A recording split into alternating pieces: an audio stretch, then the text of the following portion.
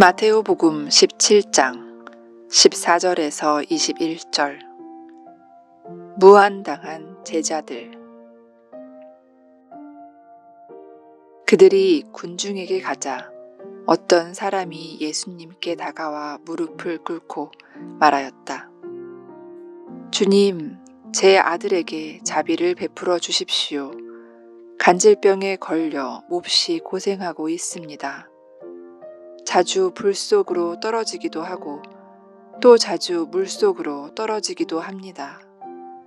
그래서 주님의 제자들에게 데려가 보았지만 그들은 고치지 못하였습니다. 그러자 예수님께서 믿음이 없고 비뚤어진 세대야, 내가 언제까지 너희와 함께 있어야 하느냐? 내가 언제까지 너희를 참아주어야 한다는 말이냐? 아이를 이리 데려오너라 하고 이르셨다. 그런 다음 예수님께서 호통을 치시자 아이에게서 마귀가 나갔다. 바로 그 시간에 아이가 나았다.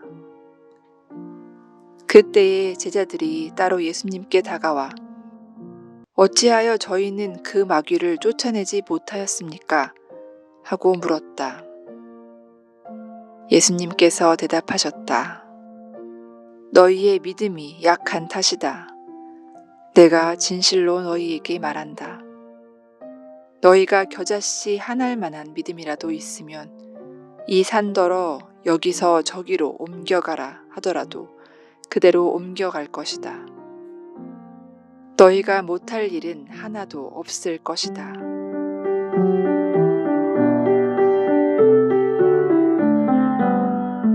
복음에서 예수님의 제자들은 참으로 무한함을 당합니다.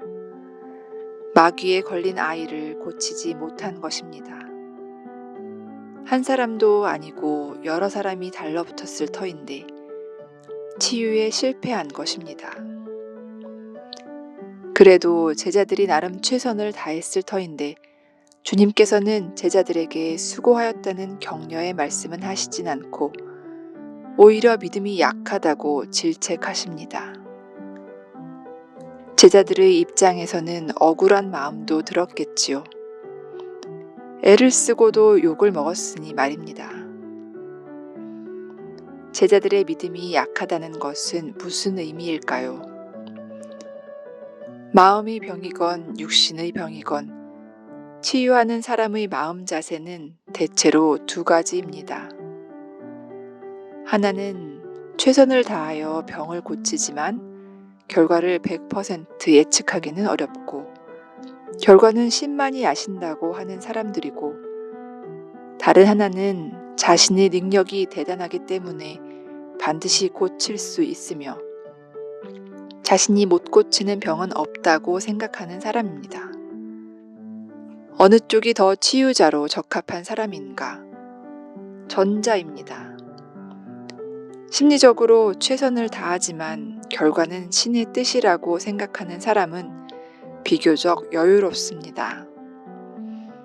덜 불안한 마음으로 긴 안목을 가지고 치료할 수 있다는 것입니다. 이런 사람들은 설령 치료가 잘 안 되더라도 자신을 심하게 비난하지는 않습니다. 그러나 자신의 힘만으로 고치려는 사람은 제대로 치료하지 못했을 때 다른 사람의 비난을 의식해서 상당한 부담을 가집니다. 그 결과 실패의 가능성도 더 높습니다. 또한 이들은 무의식적으로 자신이 실패할지도 모른다고 생각합니다.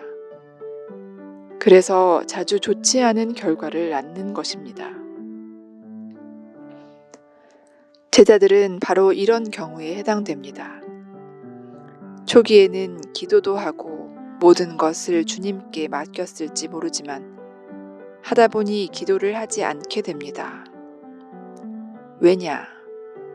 마치 자신이 병을 고치는 것 같은 마음이 들기 때문입니다. 그때부터 자신의 능력만으로 하려고 하는데 아이러니하게도 그때부터 일이 꼬이고 실패하기 시작한다는 것입니다.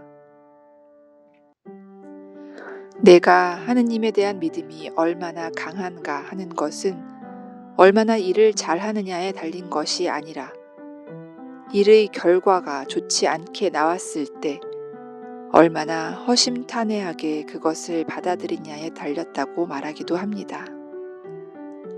주님께서 너희에게 겨자씨 한 알만한 믿음이라도 있다면 이 산더러 여기서 저기로 옮겨가라 하여도 그대로 될 것이다 라고 하신 것은 이런 배경에서 하신 말씀입니다. 믿음이 있는 사람은 결과에 집착하지 않기에 좋은 결과가 오고 스스로에 대한 만족감이 깊어서 비교적 편안한 마음으로 삽니다. 그러나 믿음이 약한 사람은 결과에 지나치게 집착하여 속을 있는 대로 썩이면서도 결과는 별로 좋지 않게 나오는 경우가 많다는 것을 주님께서 가르쳐 주고 계십니다. 사람의 마음은 참으로 기묘합니다. 만약 사람이 감정 표현을 하지 않으면 자기 파괴적 현상이 나타납니다. 에너지가 안에서 돌면서 밖으로 분출되지 못하면 내부를 공격하는 것입니다. 말을 잘 못하는 사람들이 속이 상해하는 것이 바로 그런 이유인데 이렇게 속이 상하면 실제와 생각하는 것이 점점 더 차이가 벌어지기 시작합니다.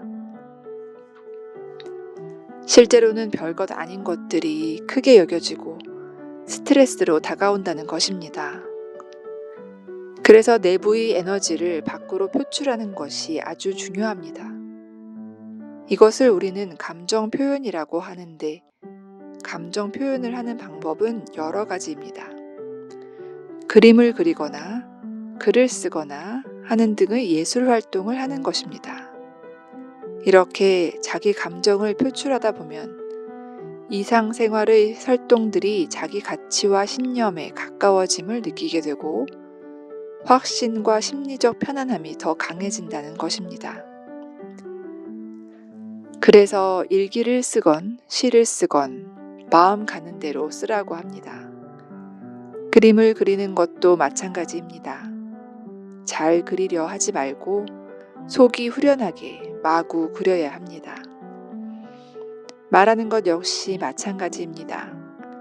이쁘게 말하려고 하지 말고 토하듯이 말을 하는 것이 좋습니다.